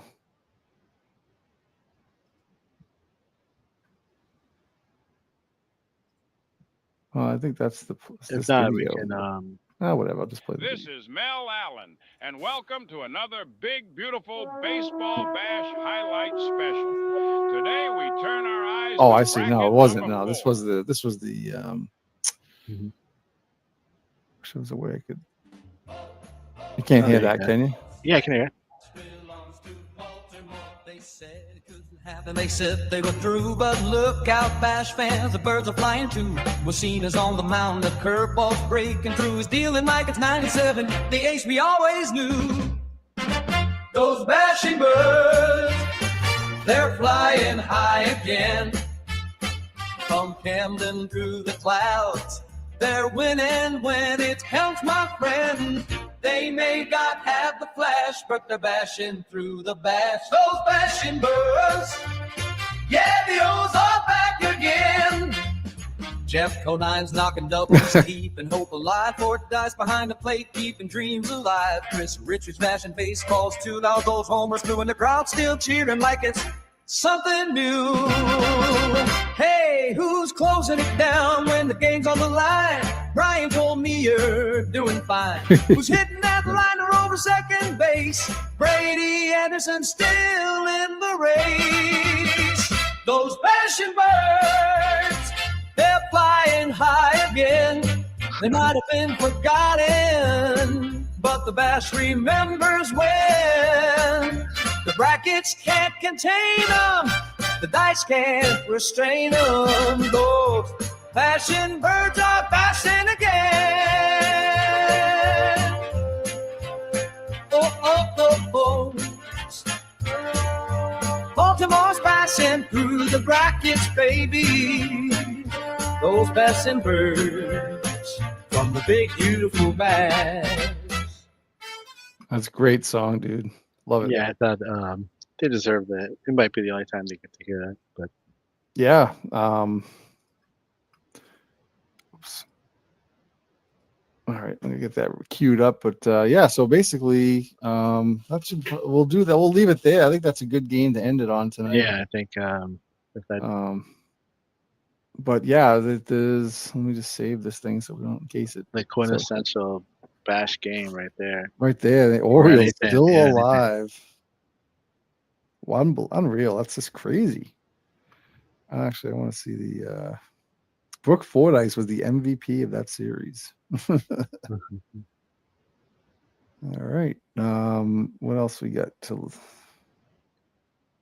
Let's see. It's on So the next two games. So the final two games of the second day are the 1910 Cubs and the 1913 Red Sox. The Red Sox trying to get back into that series, and we have the 1912 Giants and the 1982 Padres, who also lead this series. So they're another Cinderella. yes, so they have a chance to win theirs. Yeah, so this is I'll just go back to this one. I gotta go back on camera here. Yeah, pretty cool. And then from there on, we have whatever teams are left, whatever game threes, and then that's it for the round I have 7. someone put some money down on the 2000 Orioles to win that series. You probably made a lot of money. Exactly. Thanks, World's Worst Gamer. I appreciate you coming by. Yep, thanks for everybody that popped in. Yeah, and there. everybody I like else that stopped in. It was kind of a light night, but that's all right. No problem. I mean, this is more for anybody to come in and watch whenever they want, and that. Mhm. if they want to just check look at the end and see who's won the games. Yeah. So the games. Well, we do better in Japan. That's when we start really picking up the viewers. Yeah. But just to recap the games we played today. How many games did we play today? Geez, we started with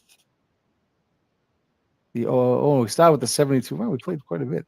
Mhm. We started with the 72 Reds, kicking the crap out of the 2003 Athletics and winning that series. And then we moved on with the Pirates, actually won and forced the game 3 against the 1903 Naps. Then we ended up playing the 63 Cardinals, beating the 49 Yankees to force a game 3 in that series. So that's good. I always love a game 3, you know? Yeah, especially in this stage of the tournament. Yep. Then we played the 1917 Giants, who beat the 81 Astros in 2 games and They're looking really 2 out good. of 3. Yep. So they look good. Paul Parrott did very well. The 71 Orioles forced. They won this series. Oh, that was when we played that yesterday. Previous night. Yeah. Yeah, that was another night. Sorry. And then the final game was the one Obviously, that this was the witnessed. most dramatic one, but I think Yes. the most well played game. I really liked that 1908 Pirates Naps game. It was, and then Honus Wagner. The big Yeah, that was home run. good. That was a lot of fun. And yeah, Vic Willis had a great pitching game too. Yeah. In that game. Yeah, I mean the score was tighter until that. I mean, wow, these are all pitchers. Look at this: the player of the game: Jenkins, Rimsley, Vic Willis, Broglio, Parrott, Palmer. It's kind of amazing. At least the ones from today. That's when it gets tight, when the pitchers really got to step up. Yeah. So I guess Jamie Dave Lando is posting the pink poop of despair. Oh man, some of us will know what that means. But all right, well, thanks a lot, Jamie. I guess we'll end it tonight. That was a good Yeah, batch. that was fun. Yeah, some good I mean, games. Yeah, I enjoyed it. Again, I'm working on, and I know Jamie's working on trying to get some other guests in here. Yeah, I mean, Just to shoot the breeze. I have a few people I'm trying to getting in contact with to see if we can get them on a broadcast. We'll probably if you're around, Jamie, tomorrow, we can broadcast some games tomorrow. I should be around I'm sure tomorrow we night. can. We're always It's around. kind of right? an impromptu one tonight, but we were able Yeah. to get it in there. All right, then thanks a lot.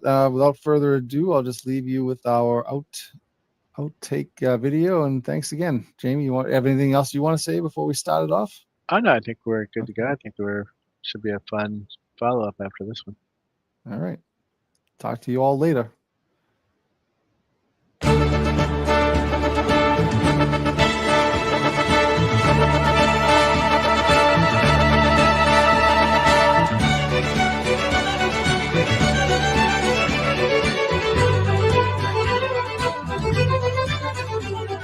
Thank you.